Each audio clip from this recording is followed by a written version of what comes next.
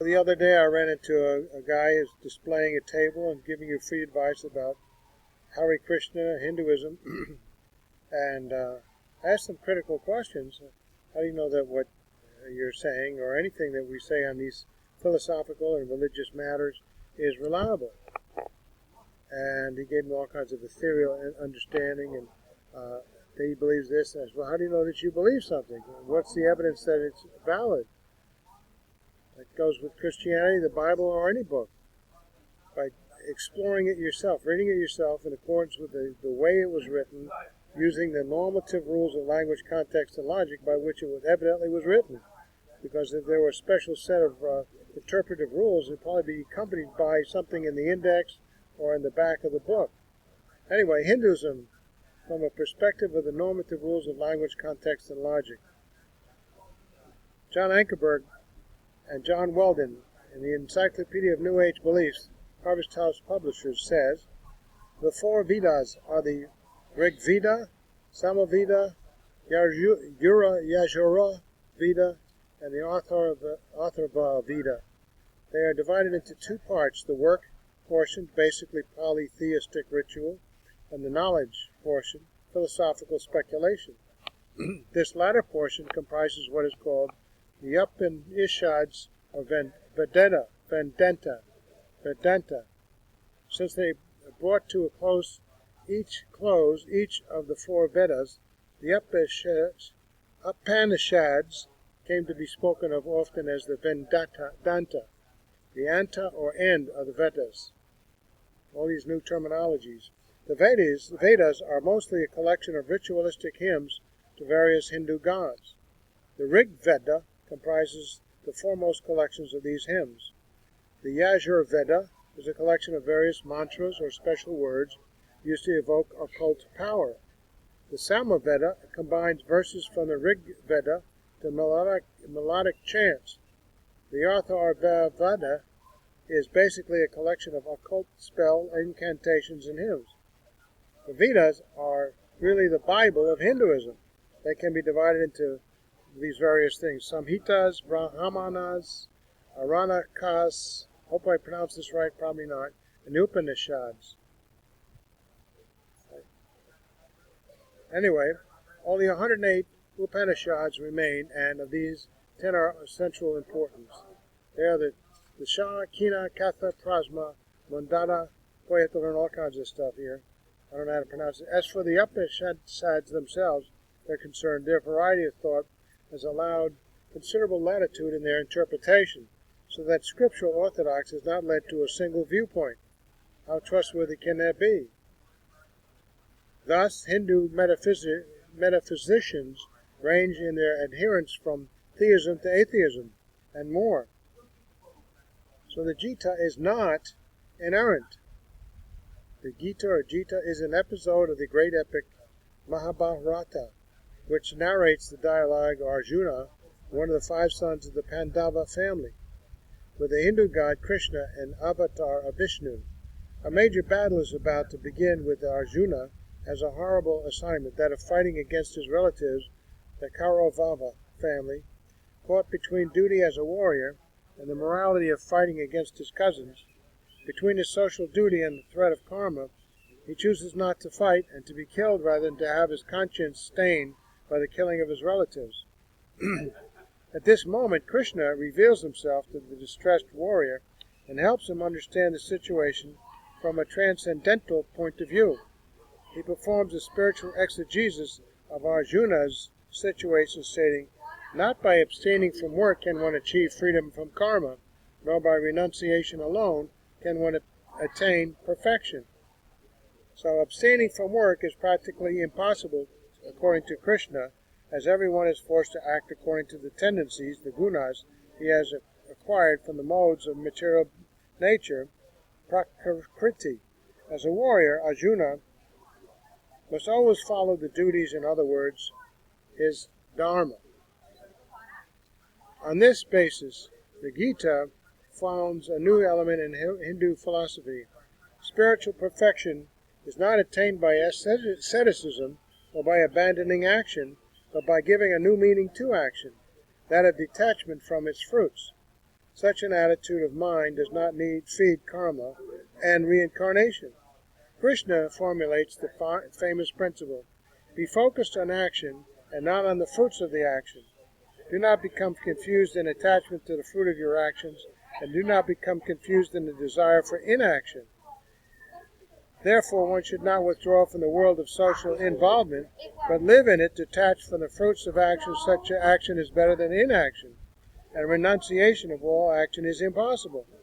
As a result, Krishna's command to Arjuna is, always act with detachment to the fruits of actions. The one who is acting without attachment attains God. This is karma, yoga, the path of attaining liberation through accomplishing one's normal duties with a totally detached attitude toward personal benefit. In its given context, Arjuna has to fight no matter who is going to die on the battlefield. Walter Martin says on this in his great book, Kingdom of the Cults, the general assumption of the Upanishads include a belief in pantheism, karmic retribution, and reincarnation. Perhaps the most well-known section of the Vedas is the Hindu epic and his charioteer KRISHNA, who is actually the disguised incarnation of the Hindu god Vishnu. The Gita was written down and subsequently modified between 200 BC and AD 200. So it has indeed been changed at least once. So how inerrant can it be? Hence it is not inerrant and original. Note that the original text of the Bible is not changed one time. Many people copy it incorrectly or impose upon it some editorial desire, but that doesn't change what the original text was, nor the intent of the original text. An illustration of the pluralism or contradictory nature of Hinduism is found by comparing the god of the Gita with the god of the earlier Vedic literature. God, as only described by the Gita, is personal and often sounds even monotheistic. Only one God who is personal and not a part of creation exists.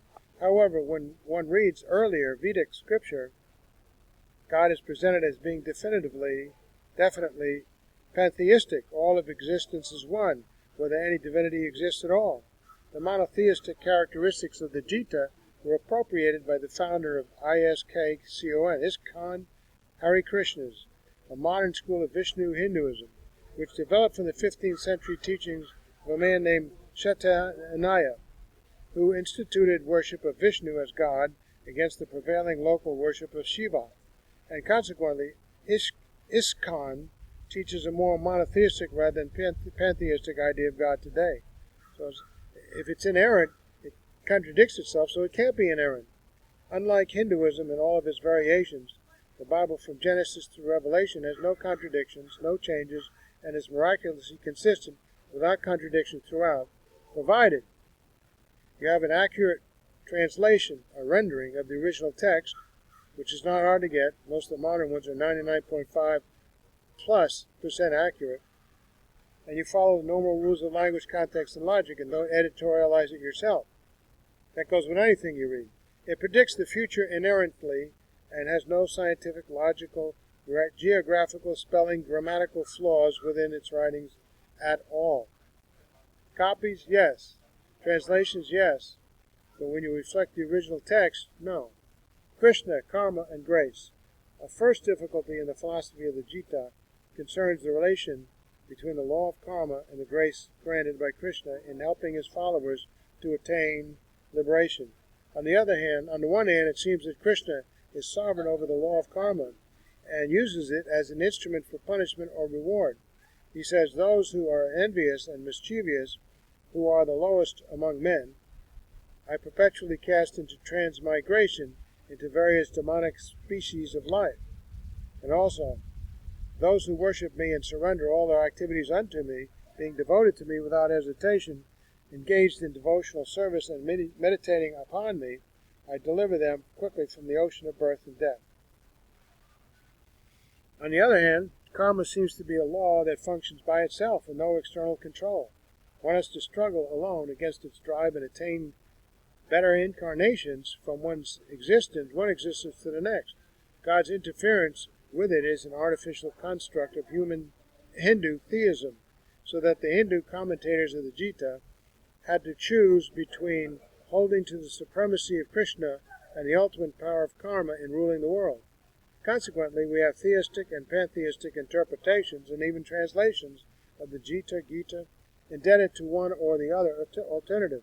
Those belonging to the first category see Krishna as a super-personal God, using karma as an instrument for awakening humans from ignorance, while the others see him as a mere form of Brahman's manifestation, with no real power in controlling karma.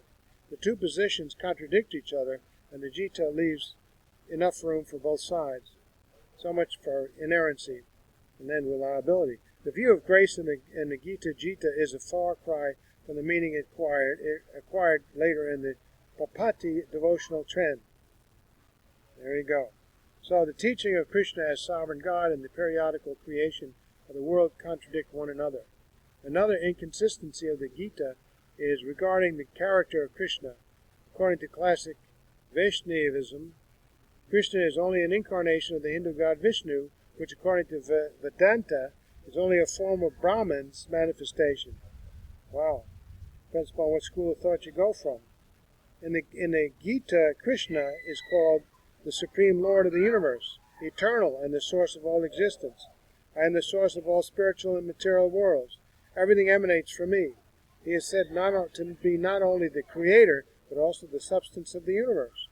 Contrary to Vedanta, Krishna becomes the source of Brahman, and contrary to Vaishnavism, he is the instrument of attaining fusion with Brahman. So which branch of Hinduism do you want here?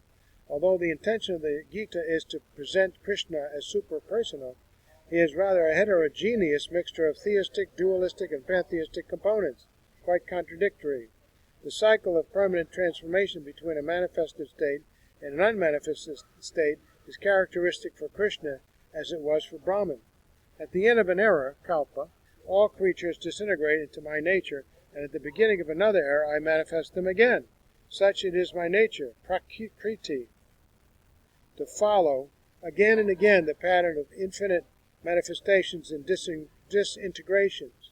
Krishna has to follow the pattern of the infinite manifestations and disintegrations of Asham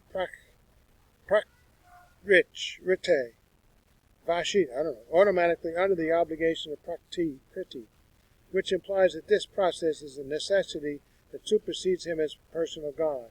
Instead of considering Krishna a genuine creator God, we should conclude that the creation of the world is not an option for him, but a periodic duty at the end of each cosmic cycle, as if he is controlled by something larger than he is, as was the case with the manifestations of Brahman.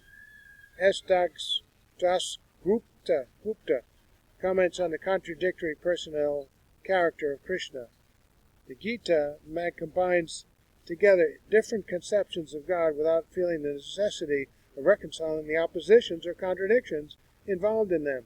It does not seem to be aware of the philosophical difficulty of combining the concept of God as unmanifested, differenceless entity with the notion of him as the super-person who incarnates himself on earth in the human form and behaves in the human manner.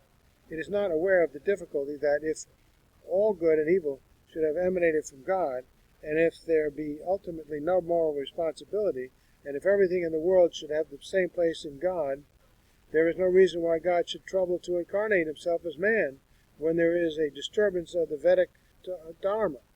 If God is impartial to all, and if he is absolutely unperturbed, why should he favor the man who clings to him, and why for his sake overrule the world order of events, and in his favor suspend the law of karma? So we have all kinds of contradictions and complexes right off the bat. More on this next time.